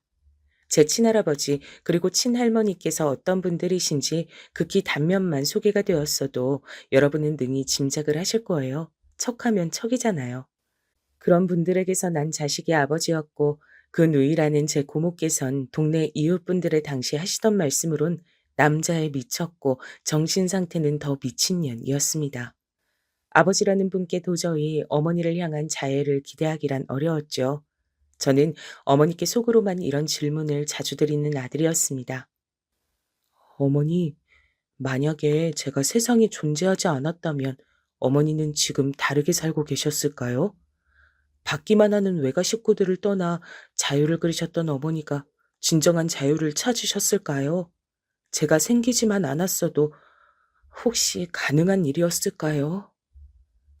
제가 어머니의 발목을 잡은 거라고 생각했습니다. 하지만 이 질문을 입 밖으로 내는 순간 어머니께선 눈물을 보이실 것 같았고 저는 정말로 어머니의 인생을 내려앉힌 원흉으로 확정받게 될까봐 그게 두려워서 소리내지 못했습니다. 어머니를 지독하게 괴롭히셨던 친할머니께선 쓰러지신 지 1년 만에 돌아가셨죠. 그 이후론 할아버지의 건강이 위독해졌어요. 저는 할머니께서 돌아가신 충격으로 할아버지의 건강 상태가 나빠졌다고 여겼습니다. 어딘가에서 들어 배웠던 애처가라는 단어를 할아버지께 붙여봤죠. 하지만 하도 줄기차게 피워대셨던 담배 때문이었던 것으로 판정이 났습니다. 어머니가 시름시름 앓으시며 돌아가시던 전날까지도 아버지한테 담배 좀 끊으라 그러셨죠? 근데 아버지, 대체 어떻게 하셨습니까? 보란 듯이 어머니 장례식장에서도 담배를 뻑뻑 피워대셨죠. 어머니 영정 바로 앞에서 담배 연기나 뿜으셨어요. 그러니 자업자득이십니다. 뭐라? 자업자득? 이런 개차반 같은 놈을 다 봤나? 그게 어디 하늘 같은 아버지 앞에서 짓거릴 소리냐? 잔말 말고 어떻게든 나를 살려내. 빚을 져서 3대가 허덕거리더라도 병원비에 다 쏟아부. 내가 살아야 너희도 다 산다. 뭐, 뭐라고요? 아버지, 폐만 망가진 게 아니라 뇌도 망가지셨어요? 노망 나셨습니까? 아버지가 더 오래 사시는 게 그게 뭐 좋은 일이라고요? 내가 이대로 일찍 죽으면 내가 필이 숨 끊어질 때까지 너희를 다 저주할 테니까 그런 줄 알아. 그러니까 목숨 걸 각오로 날 살리라 이 말이야. 제가 아주 크나큰 착각을 했던 겁니다. 애처간 무슨. 잘못 짚어도 한참을 잘못 짚은 셈이었죠. 할아버지께서 피를 토하실 기세를 하신 채 아버지와 설전을 벌이시는 현장을 목격하고 저는 참담해지고 말았습니다. 제가 피를 이어받고 태어나 자란 집이었지만 저도 엄연한 일원임에도 지울 수 없던 감상은 대체 이 집안은 뭐하는 집구석일까? 였습니다. 어지간히 기가 막혀야 말이죠. 할아버지께서 그간 없는 살림에 구멍을 내시며 술과 담배를 줄기차게 일삼으셨던 행각은 동네 이웃 사람들 모두가 알았습니다. 병원에선 마음의 준비를 해두시라고 했으나 할아버지께서 더 살고 싶어서 발악하며 난리를 치는 중이란 소문이 쫙 펴졌죠. 아버지께선 전에 본 적 없던 수심 깊은 얼굴로 집 뒤편에서 담배를 피셨습니다. 한숨을 푹푹 내쉬셨어요. 왜 그러시는 건지 그 이유를 며칠 뒤 부모님의 대화에서 유추해낼 수 있었습니다. 이렇게 가다가는 모친상 치른 지 얼마 되지도 않았건만 부친상도 얼른 따라 치르고 싶어 환장한 자식이라고 소문이 무성해질 거야. 지금 고작 그런 이유로 가망이 없는 치료에 우리가 돈을 쏟아부어야 한단 거예요? 병원에서 가망이 아예 없다고 한 건 아니잖아. 희박하다고 했을 뿐이지. 그게 그 말이잖아요. 요행으로도 안 되고 이건 그냥 기적을 바라야 할 정도인데 그걸 바라자고요? 지금 진심이에요? 소문 때문에 신경 쓰고 무서워하는 게 이게 말이나 된다고 생각해요? 그럼 어떡해? 아버진 더 살고 싶으시다는데 하는 데까지 다 해보고 싶으시다는데 존재하는 모든 치료는 다 받고 싶으시다는데 어떻게 모른 척을 해? 지금 나보고 내 아버지를 사지로 냉정하게 내몰란 소리야? 그래? 어머니 돌아가시고 나서 당신이 아주 속 시원해하고 개운해하는 것까진 내가 알겠는데 그렇다고 해서 그걸 이렇게 티를 내주시면 내가 아주 섭섭하지. 당신 미쳤어요? 무슨 말을 그렇게 해요? 어머님 돌아가신 일로 단 한 번도 속 시원해한 적 없었어요. 어머님 돌아가셨을 때 눈물 한 방울 안 흘린 당신한테서 이런 소리 들었다는 것만으로도 나 지금 모욕적이에요. 알아요? 그리고 아버님한테 모든 치료를 지원해드리겠다는 그 마음, 대단한 효심은 알겠는데, 그래서 돈이 어디 있다는 거예요. 집안 살림 다 거들내자고요? 빚지자고요? 그건 필요하다면 그렇게 해야겠지. 당신 진짜로 미쳤어. 당신은 평생을 부모한테 시달려온 자식이면서 자기 누나한테 뜯어 먹히고 살았으면서 분하고 억울하지도 않나 보죠? 나랑 집안 환경이 비슷한 처지라서 공감 간다고, 그래서 끌린다고 나한테 그렇게 말하며 고백했던 사람은 그럼 당신이 아니라 당신하고 똑같이 생긴 다른 놈이었나? 시달리는 게 지긋지긋하지만 마땅히 벗어날 명목이 없어서 도리만 지키고 사는 거라 그랬잖아요. 이제 그놈의 명목이라는 거 아주 잘 마련이 됐는데 그걸 왜 걷어차요? 차려진 명복상 걷어차면서 자기 자식들 생각은 조금도 안 나나 봐. 아들내미, 딸내미 얼굴은 조금도 아른거리지 않아요? 당신이란 사람에게 대체 인생의 우선순위가 뭔데요? 대체 뭐냐고. 시원하게 말 좀 해보라고, 이 나쁜 놈아. 아버지께서 깊은 한숨으로 담배를 피우셨던 건 할아버지에 대한 고심, 남들의 시선이 신경 쓰이는 것, 이런 것들 때문이었습니다. 어머니께서 드물게 감정적으로 구시는 모습을 그날 밤 저는 몰래 봤습니다. 꽤 슬펐던 듯 싶어요. 태어나서 그런 막역한 슬픔을 느껴보는 게 그 순간이 처음이었죠. 부디 뭐가 됐든 어머니의 뜻대로 이루어지길 바랬습니다. 그러나 아버지의 고집이 한 수 위였습니다. 아니, 그건 고집보단 아집에 가까운 것이었습니다. 할아버지께선 기적을 바라시며 큰 병원에서 치료를 받으셨고, 그러던 어느 날 발작이 찾아와서 그대로 허망하게 의료진이 손쓸 도리도 없이 돌아가셨습니다. 동네 이웃 사람들이 장례식장에서 떠드는 소리를 들었어요. 저희 집을 향해서 노망난 노친네 말을 들어주다가 돈 날리고 빚만 얻었다 했습니다. 상주이신 아버지께선 연신 초점이 나간 눈빛으로 조문객을 맞이했어요. 초췌한 얼굴의 어머니께선 애써 초연함을 유지하려고 하시던 중이었고요. 그때 예고 없이 장례식장에 들이닥쳐서 모두를 놀라게 한 인물이 있었습니다. 바로 자취를 감추었던 고모였어요.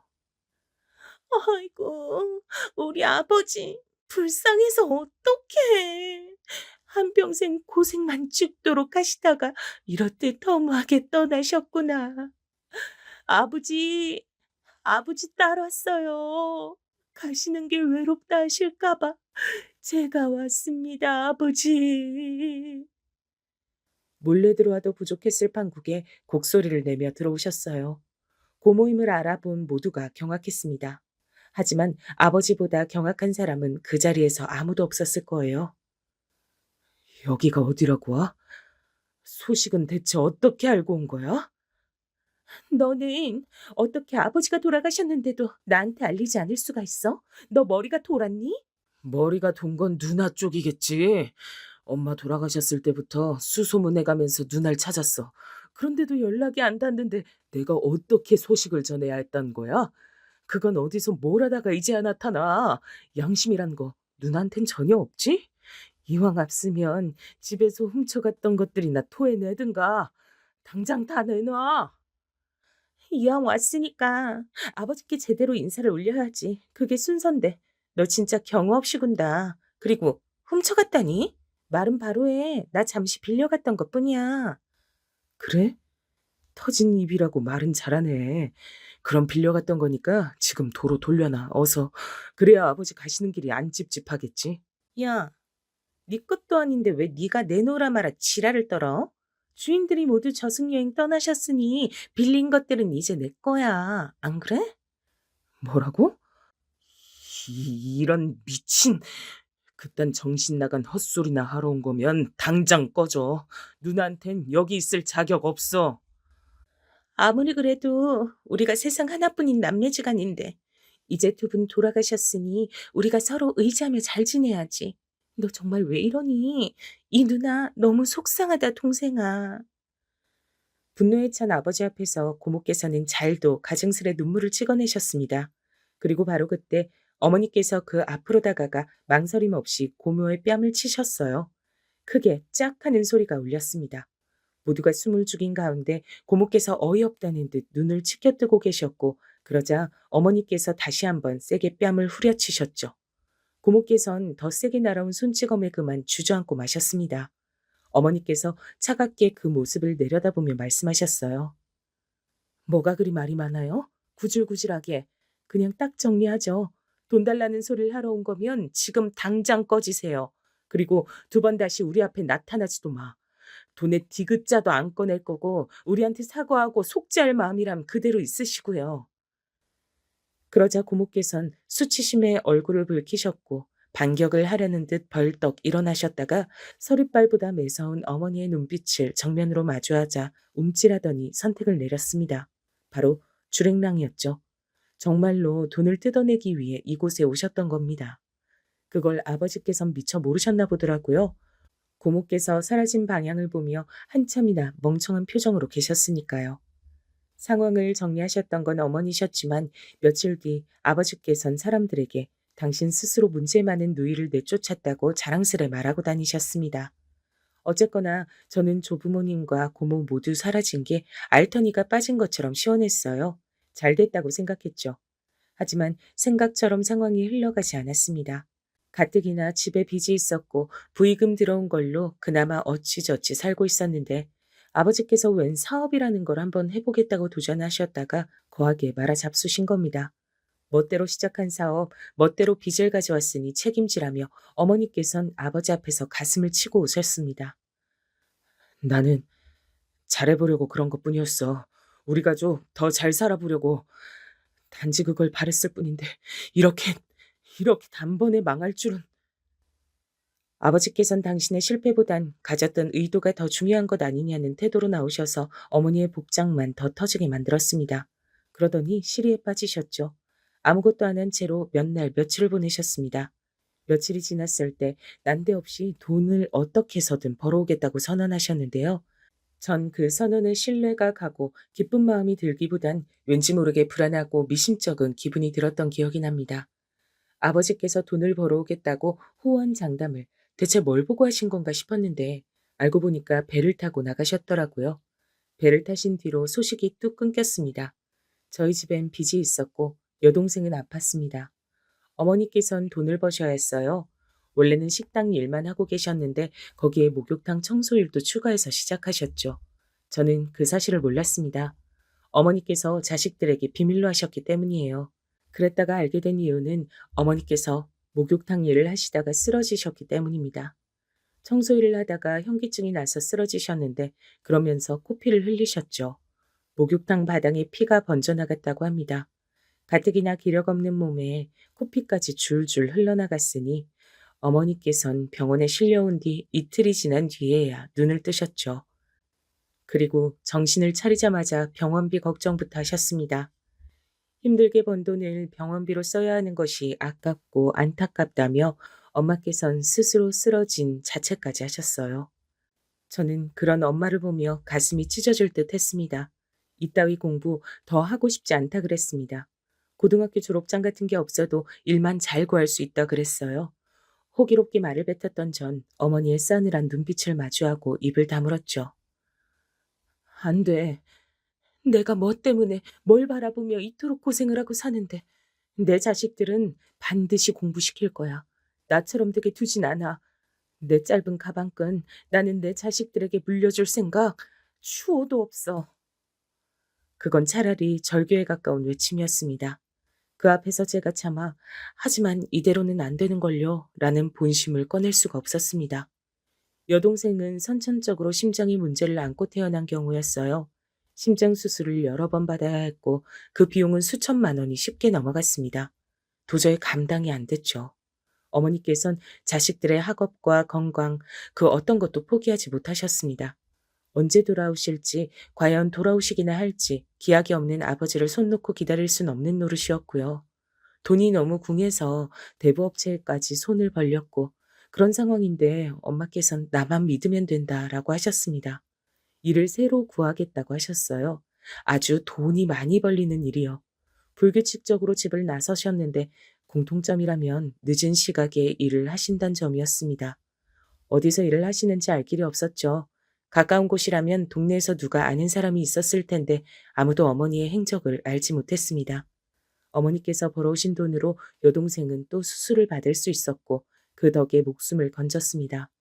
저는 엄마께 속으로만 질문을 던졌죠. 어디서 무슨 일을 하시는 거예요, 어머니?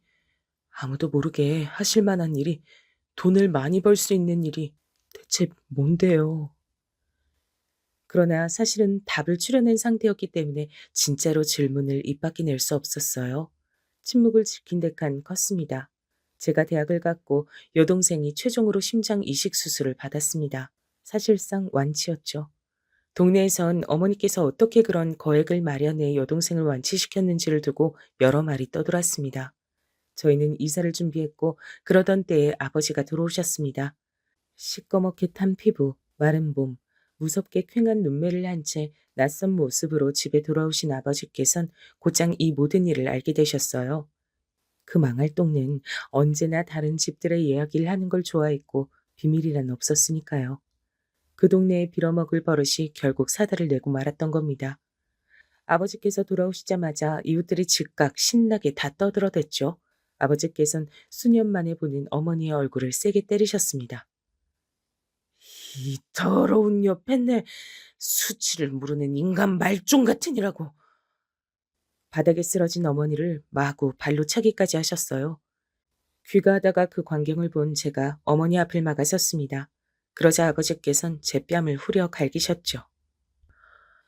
아들이라고 하나 있는 것이 네가 이 모양 이 꼴이니까 문제가 된 거야. 넌 여태까지 네 애미가 더럽게 밖에서 굴러다닐 동안 뭘 하고 있었어? 그거 안 말리고 뭐 했어? 네 더러운 애미를 왜 그냥 뒀냐고? 어머니한테 더럽다고 하지 마세요. 어머니 덕분에 저희 남매가 학교 졸업장 따고 입학하고 심장 수술 여러 차례 받고 심장 이식 받아서 완치 판정받아 목숨 건지고 이렇게 지냈던 겁니다. 어머니 아니었음 저흰 이미 길바닥으로 내몰렸을 거예요. 빚쟁이들에게 쫓기다가 맞아 죽었을지도 모르죠. 그 애미 그 새끼네. 가만 보니까 너는 내 씨가 맞는지도 의심스러. 나하고 눈, 코, 입 어느 것 하나 닮은 구석이 있어야 말이지. 뭐라고요? 지금 뭐라고 하셨어요, 아버지? 분노한 저의 바짓가랑이를 어머니께서 잡고 말리셨습니다. 당장이라도 제가 아버지를 때릴 기세였거든요. 고개를 가로젓는 엄마의 힘없는 얼굴을 보고 제가 주먹을 내려놓자 아빠께선 집을 나가시며 가래침을 칵퇴 험하게 뱉으셨습니다. 그렇게 완전히 집을 나가셨어요. 그걸로 끝이었죠. 남은 저희 세 가족 잘 살면 좋았을 텐데 그 이후로 얼마 지나지 않아 엄마께서 병에 걸리셨습니다. 회복은 되지 않았고 날이 갈수록 상태만 안 좋아졌어요. 그동안 열을 끊고 살았던 작은 외삼촌께 찾아와서 저희 상황을 거들어 주셨죠. 당시에 그분도 형편이 어려웠습니다. 그래서인지 저희 남매를 향해 직접적으로 혹시라도 나에게 거머리처럼 붙을 생각은 마라. 이렇게 단호히 말씀하셨죠. 저희가 당신께 빌붙기라도 할까봐 염려가 되셨던 모양입니다. 전 무덤덤하게 듣고 넘겼지만 여동생이 많이 속상했던 것 같아요. 그걸 고지고대로 어머니께 전했던 겁니다. 어머니께선 크게 충격을 받으셨죠. 당신의 힘으로 작은 외삼촌의 학교를 보냈고 생활비 대줬던 과거가 있었으니까요. 작은 외삼촌께 화를 내며 따지시다 상태가 악화되고 말았습니다. 나약해져 있던 몸에 무리가 간 거예요. 전 그 전말을 알게 된 뒤 여동생을 탓했습니다. 외가 식구들이 양심 없고 제정신 아닌 게 하루 이틀이야? 네가 모르지도 않았으면서 왜 상처를 받고 왜 어머니에게 그걸 일려바쳐?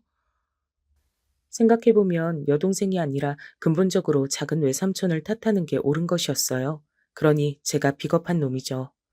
어머니께선 시름시름 앓다가 곧 돌아가셨습니다. 세상을 저주하고 있던 저에게 여동생은 자기가 알아서 살겠다고 했어요. 그때 저는 크나큰 실수를 저지르고 말았습니다. 뭘 알아서 할 건데? 여자애가 뭘 할 건데? 뭐 해 먹고 살 거냐고? 생각이나 해놨어? 아, 혹시 어머니한테 배운 거 할 거야? 그 애미의 그 딸년 소리 듣고 싶어서? 그러자 여동생이 제 뺨을 때렸습니다. 저에게 이를 갈면서 분노한 눈빛으로 말했죠. 그러는 너는 그 애비의 그 자식 같네. 너 같은 건 내 오빠도 아니야. 서로 죽었다고 해도 얼굴 비추지 말자. 뭐? 진심이야? 이 독한 년. 완치됐다고 한들 여동생의 건강이 걱정됐죠. 그런데 말은 그렇게 나갔습니다. 보고 배우고 자란 게 그것뿐이어서 그랬던 건가 봐요. 초반에는 연락의 끈을 잇고 그나마 잊고 살았습니다. 저는 대학 졸업 후 일자를 구해서 열심히 살기도 했죠. 그때 여동생한테 돈 보내주려고 했는데 필요 없다 그랬습니다.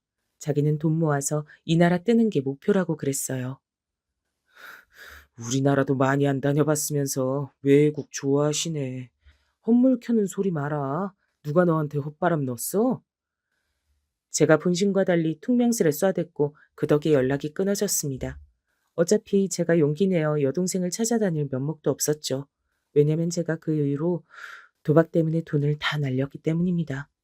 한 번만 도박하러 같이 가보자는 직장 동료의 말에 이끌려 갔다가 빠졌고 그 후로 재산을 탕진했습니다. 제가 정말 미친 것 같았어요. 좌절감보단 허무함이 앞섰던 듯 싶네요.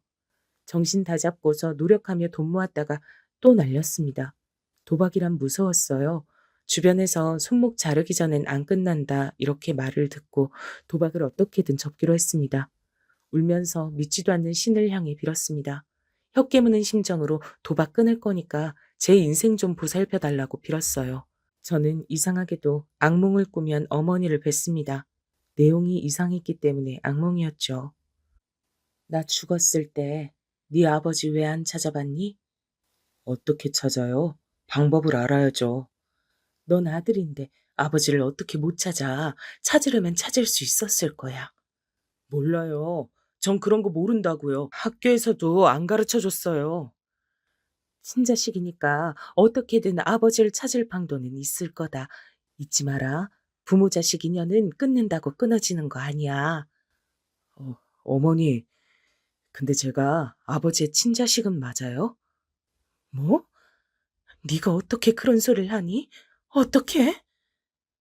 어머니께서 흘린 눈물에 제가 잠겨 죽었습니다. 어머니의 한숨에 제가 날아갈 것 같아서 억지로 버티는 악몽도 있었지요. 왜 자꾸 그런 꿈을 꾸는지 모를 일이었어요. 어머니께 죄송했고 아버지가 미웠습니다. 못난 스스로를 자책하던 술자리에서 누군가 저에게 기질이라는 건 타고나는 거다. 너는 그렇게 타고났겠지. 이렇게 떠들었고 저는 속에서 분노가 치밀어 올랐습니다. 간절히 빌었어요. 그래, 이게 다 아버지 때문이야. 신이 존재한다면 어머니는 슬프게 돌아가셨으니 아버지가 천벌 받게 해주세요. 자식 새끼들 어떻게 되는지 궁금해하지도 않던 냉혈한 나는 친자식이 아닐 거야. 그런 사람의 핏줄일 리가 없어. 분해서라도 건실하게 살려고 노력을 많이 했어요. 중간중간 유혹에도 빠졌고 돈 관리하는 방법을 배운 적 없어서 허술하기도 했지만요. 이악 물고 사회생활하며 돈을 조금 모았고 수더분한 인상의 여자와 결혼까지 했습니다. 그러나 그 집에 딸린 식구들이 다 어려웠어요. 사랑만 보고 결혼했는데 저는 처가에 다 퍼졌습니다. 힘들고 아픈 사람들이 너무 많았기 때문이죠. 제가 그런 환경을 전혀 모르는 사람이 아니었기 때문에 외면이 잘 안 됐습니다. 그러나 시간이 지나면서 버거워졌고 내가 불우이신데 누굴 도와? 소리가 절로 나왔습니다. 힘드니까 술, 담배를 자꾸 찾게 됐죠. 자기가 임신했으니 담배는 피우지 말라던 아내. 그 임신한 몸으로도 남의 집 청소해주는 일을 하다가 유산했습니다. 저는 천하의 못난 놈이었어요. 그때 아내를 원망했거든요. 몸감수 못했단 이유로 남편이란 사람이 어떻게 말을 그따위로 하냐며 아내가 울며 화를 냈고 저는 여기서 내가 얼마나 더 잘해줘야 하냐며 따졌습니다. 우울하게 지냈어요. 숨이 막혔습니다. 자연스레 다시 도박판에 기웃거리기 시작했어요. 빚이 생겼습니다. 그러자 아내가 이혼하자 그랬어요. 뜯어먹을 때는 붙어있더니 이제 와서 이혼? 힘들 때나 쉬울 때나 기쁠 때나 슬플 때나 함께 하기로 했잖아. 당신 제정신 아니야. 이러다가 날 죽일 셈이야. 난 그렇긴 안 돼. 그러더니 짐 싸들고 나갔습니다. 저는 돈이 또 벌리는 즉시 그걸로 이번엔 주식을 했습니다. 집 나간 아내한테 보란 듯이 성공하고 싶었죠. 하지만 망하고 말았습니다. 그야말로 패가 망신을 했어요. 빚이 억대였습니다. 지금도 억대면 진짜 억소리가 나는데 그때는 정신이 아득해지고 하늘이 노래지는 금액이었죠. 가지고 있던 모든 걸 팔아야 했습니다. 다시 뭘 해볼 엄두가 안 났어요. 어차피 노력해서 재기를 해봤자 도박이나 하고 주식이나 할 것 같았습니다. 그런 생각밖에 안 들었고 모든 것을 잃은 채로 저는 길거리를 떠돌게 됐습니다. 정신이 붕괴된 상태였기 때문에 그 어떤 의지도 없었습니다. 바로 여기까지가 멀쩡히 태어났다가 노숙자로 흘러간 과정이었던 겁니다. 노숙자들이 노숙하기 좋은 동네들은 대략 정해져 있더라고요. 저도 어쩌다 보니 그런 환경을 따라가며 지내게 됐습니다. 주거 수준이 높지 않은 동네, 그러면서 밤에 잠을 청할 수 있는 장소들이 있는 동네라는 것이 주요했죠. 전 기본적으로 4, 50년 된 오래된 작은 주택지를 즐비한 어떤 동네에서 주로 떠돌았습니다. 재개발 때문에 철거를 하겠다더니 그저 오래도록 방치나 되고 있었던 빈 연립빌라는 안에 몰래 들어가 비와 바람을 피하기 좋았습니다. 아무도 안 오는 공터에 낡은 벤치는 좋은 잠자리가 되주었고요. 저는 그곳에서 때때로 어머니께서 나오는 악몽을 꾸었습니다. 그 동네에선 과일을 가게 앞에 몇 가지 놓고서 파는 슈퍼가 있었어요. 가끔은 정체불명의 전통 과자를 소쿠리째로 갖다 놓고 팔기도 했는데 저에게 좋았던 점은 끝내 안 팔린 것들을 봉투에 담아 쓰레기로 슈퍼 건물 앞에 둔다는 점이었어요. 다른 게 섞이지 않고 먹을 것만 담긴 그 봉투의 존재를 안 이후 저는 종종 그곳을 맴돌며 언제 음식 쓰레기 봉투가 나올까를 기다렸습니다. 자주 나오는 건 아니었기에 일주일에 한 번 나올 때도 있었죠. 그러면 저는 그걸 몰래 챙겨다가 허겁지겁 다 문드러져 터진 과일을 묻고 따지지도 않은 채 먹었고 슈퍼 사람이 먹고 함께 버려서 섞인 잔반, 라면의 몇 가닥 면발 같은 것도 개는 간추듯 먹었습니다. 과거의 저라면 상상도 할 수 없던 생활에 저는 이미 길들여 있었죠. 그때 거울을 거의 안 봤으나 꾀죄죄하고 냄새나는 차림, 덥수룩한 머리와 거칠게 자란 수염, 불안하게 주변을 자꾸 살피는 눈빛, 그런 것들이 아주 볼품없고도 무서웠을 거라 생각합니다. 그런데 어느 날 저에게 누군가 다가오더니 벤치에 누워있는 제 머리맡에 빵과 우유를 놔주는 거예요. 기력 없었던 저는 그게 어떤 아주머니라는 것만 확인했고 허겁지겁 먹기 바빴습니다. 누가 동정심을 베풀었다고 생각했어요. 하지만 다음 날 그분은 누워있던 제 머리맡에 다시 먹을 걸 놔줬습니다. 제가 이번엔 감사하다는 인사를 남겼죠. 제가 드리는 건 아니에요. 그랬더니 그런 말씀만 간단히 남기셨어요. 이튿날 여느 때처럼 슈퍼 주변을 멀찍이 관망하며 배회하던 제가 그 아주머니를 발견했습니다. 슈퍼에서 일을 하고 계셨어요. 당황한 제가 몸을 못 숨기고 지처까지 가버렸고 눈이 마주쳤습니다. 노숙자 총각이네. 여기 슈퍼 주인이셨어요? 아니에요. 주인 따로 있어요. 여기 사장님이 몸이 좀 안 좋으셔가지고 제가 일을 보고 있네요. 알바예요, 알바. 제가 머쓱하게 코를 훔치고 있는데 그분이 저를 물끄러미 보시다가 손짓을 하셨습니다. 안에 먹을 거 있으니까 가서 먹으라고 하셨어요. 김밥이 있다는 말을 듣자마자 저도 모르게 침이 꿀꺽 넘어갔고 슈퍼 안에 딸린 방에서 허겁지겁 그걸 먹고 말았습니다. 먹고 나서야 제가 무척 지저분하다는 것, 그리고 이 공간이 왠지 모르게 나의 지긋하게 드신 분의 공간 같다는 느낌을 받았습니다. 아주머니께선 저에게 돈을 건네주시며 목욕탕을 가라고 하셨어요. 여기 동네에 목욕탕 어디 있는지 모르는 건 아니죠? 갔다 와요. 왜 저에게 베풀어 주십니까? 나도 이유야 모르죠. 난 그냥 사장님이 시키는 대로 하는 것뿐이에요. 네? 그 사장님이라는 분께 제가 인사라도 드리고 싶은데 가게에 잘 안 나오시나 보죠? 거의 얼굴 뵙긴 힘들 거예요. 배가 채워지고 나니까 이상하게 제 몸에서 나는 냄새가 맡아지더라고요. 너무나도 씻고 싶어졌어요. 그간 잊고 살던 감각이었습니다. 거절할 도리가 없이 목욕탕을 갔고 급한 대로 새 옷을 사입었어요. 추리닝이라도 새 거를 입으니까 살겠더라고요. 그리고 놀랍게도 아주머니께선 일자리를 알아봐 줄 테니 우선은 슈퍼에 딸린 방에서 자라고 하셨어요. 나는 그냥 사장님이 시키니까 그대로 따를 뿐이에요.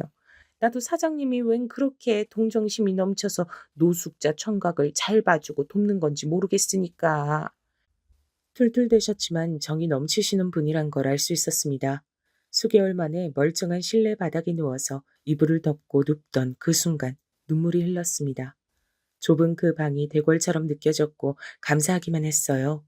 이틀 뒤 저는 슈퍼 근처에서 버스를 타고 20분을 이동하면 나오는 물류센터에 취직했습니다. 제가 해낸 것은 아니었죠. 슈퍼 사장님이라는 분이 그쪽에 저를 소개시켜 주셨다는 소리를 들었는데요. 일손이 부족했던 물류센터 측에서 흔쾌히 저를 묻지도 따지지도 않고 받아주셨습니다. 얼떨결에 일자리가 생긴 전 당황스러웠죠. 하지만 이건 기회야. 죽이 되든 밥이 되든 해보자. 그리고 다시 일어서 보자. 딱 한 번만 더 정신 차려보자. 도박, 주식, 그리고 노숙 생활까지. 저는 그런 과정을 거치며 몸의 능력이 떨어져 있었고 그걸 현장에서 느끼며 부끄러웠습니다. 남들보다 제가 많이 못했어요. 근데 이악 물고 나가 떨어지지 않으려고 했습니다. 잘릴 순 없었죠. 벼랑 끝에 내몰린 심정으로 일했고 너무 힘든 나머지 슈퍼로 돌아오면 거의 바로 문 닫을 준비를 도운 후에 잠이 들었습니다. 너무 힘이 들어서 일 외에 어떤 것에도 신경을 쓸 수 없었어요. 한 달이 지나자 그나마 몸이 적응을 했고 물류센터 측에선 여기 숙식을 해결하며 근무 시간을 늘리고 돈을 더 버는 게 어떠냐고 제안을 해왔습니다. 제 노력하는 모습이 인정받았단 걸 알았고 저는 기쁘게 수락했죠. 몸이 힘들어도 보람된 것, 그 기쁨을 저는 이미 배운 뒤였어요. 또한 도박 생각이 전혀 안 나더라고요. 사장님께 인사를 드리고 싶은데 연락이 잘 안 되시나요? 사는 것도 모르신다고요? 그 양반이 필요할 때만 연락을 하니까 나야 잘 모르죠. 아주머니의 말씀이 변명처럼 들렸지만 대수롭지 않게 넘겼습니다. 저는 마음을 다잡고 일을 더 열심히 하기 시작했고 그렇게 3개월이 지났을 때 아주머니의 연락을 받았어요. 슈퍼로 얼굴 비치러 오라는 말인 줄 알았는데 그게 아니었습니다. 들려온 전화 내용에 저는 다리에 힘이 풀려 주저앉고 말았습니다. 이, 이게 다 무슨 소리야? 슈퍼 사장님이 목숨을 끊으셨다니? 그런데 그분이 나에게 유서를 남겼다고? 내가 그분의 아들이라고? 정신이 혼미한 채로 병원에 갔어요. 돌아가시고 나서야 뵙게 된 슈퍼 사장님을 마주했고 싸늘한 주검이 된 아버지의 모습에 저는 울부짖었습니다. 세월이 흘렀어도 이런 순간에 뵙게 됐어도 제 아버지임을 알아봤습니다. 아버지께서 남긴 유서에 모든 전말이 담겨 있었습니다. 처자식을 버리고 떠나신 이후 아버지께선 돈을 벌고 모으는 것만 하며 사셨대요. 돈만 있었어도 저희 가족이 행복했을 거라고 믿으신 채 돈 없이 사는 것이 지긋지긋하셨던 거죠. 그렇게 사시다가 몸이 안 좋아지셨죠. 몸이 아프니 어머니 생각이 나셨다 그래요. 그리고 알게 됐죠. 당신께서 떠나신 이후 어머니께서 금방 돌아가셨다는 사실을요. 아버지께선 깊이 후회하셨습니다. 자식들을 찾을 면목도 없으셨고 외로이 여생을 살다가 죽어야겠다고 생각하셨을 때 노숙자를 발견해요. 바로 저였죠.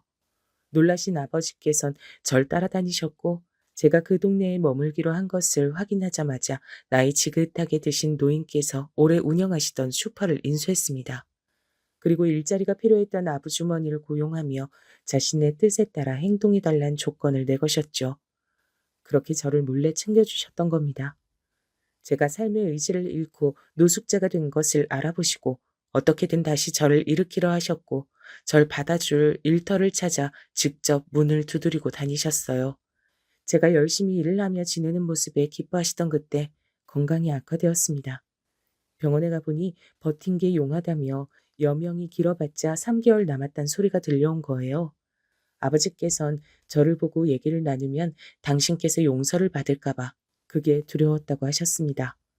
제가 아버지를 용서할 자식임을 안다고 하셨죠. 상철아, 너무 늦었지만 이제야 용서를 구한다. 나는 내가 떠난 이후에나 네가 날 용서하길 바란다. 난 용서를 받고 떠날 자격이 없고 넌 나를 용서해야 진정 앞으로 나아갈 수 있을 것이니 이렇게 되는 것이 옳다. 미안하다. 상의를 찾아서 남매가 꼭 함께 지내다오. 저는 싸늘하게 식은 아버지의 얼굴을 어루만지며 몇 번이고 용서해요 라고 말씀을 드렸습니다. 슈퍼를 제가 갖게 됐지만 그대로 아주머니께서 정권을 가지고 운영하시게끔 두었죠. 그리고 아버지께서 유서에 여동생의 출국 기록을 확인했다고 남기신 것을 토대로 수소문에 들어갔습니다. 어딜 가나 한인들끼린 뭉치게 되어 있죠. 태국에서 일하며 지내고 있던 여동생과 연락이 닿았고 아버지의 마지막 행동을 전해 들은 여동생은 그곳을 정리하고 한국으로 들어왔습니다. 공항에서 저와 부둥켜 안고 울었어요. 이제 서로 의지하며 지내자 했죠.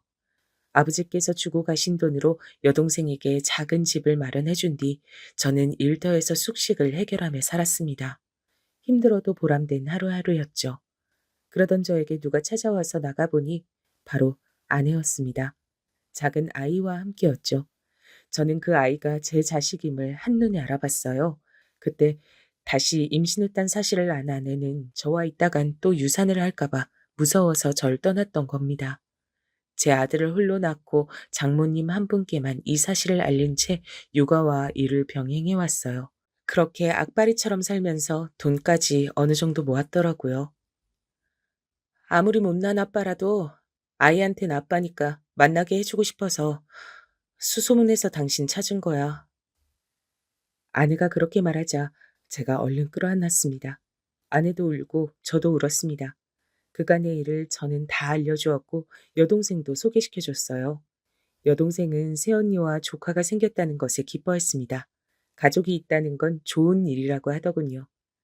살아보니 그 말이 맞는 것 같았습니다. 제가 이날 이때까지 다시는 그릇된 길로 빠지지 않고 살아온 것은 가족이란 이름을 위해서였으니까 말입니다.